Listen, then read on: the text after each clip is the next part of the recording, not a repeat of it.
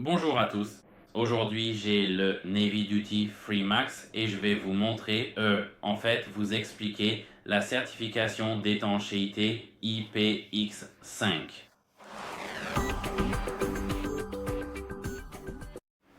Donc, comment l'interpréter réellement? Comment comprendre cela?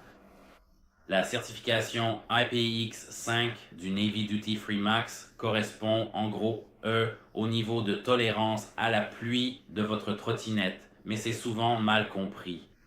Donc, cela signifie qu'elle est protégée contre l'eau à basse pression venant de n'importe quelle direction.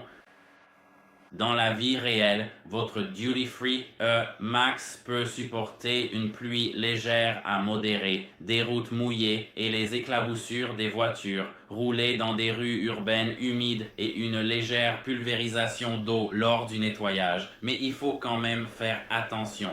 Il faut penser à une protection contre la pluie pour les trajets quotidiens, mais ce n'est pas totalement étanche, ni même simplement étanche, ce que l'IPX5 ne signifie pas. Il n'est pas sûr de l'utiliser sous de fortes tempêtes ou des pluies prolongées, de rouler dans des flaques profondes, de l'immerger même brièvement, de le nettoyer au jet à haute pression ou avec un tuyau puissant, ni de pulvériser de l'eau dans les pores ou les joints. Les zones les plus vulnérables de votre trottinette sont il y en a quatre de ces zones. La première, c'est le port de charge. La deuxième, c'est le mécanisme de pliage. La troisième, ce sont les joints du plateau. En fait, ce sont les joints du plateau parce qu'ici, il y a les bords du boîtier de la batterie, eux, et les joints du moteur et du moyeu s'ils sont exposés à de fortes projections. Donc, souvenez-vous, port de charge, plus grand risque, mécanisme de pliage, joint du plateau.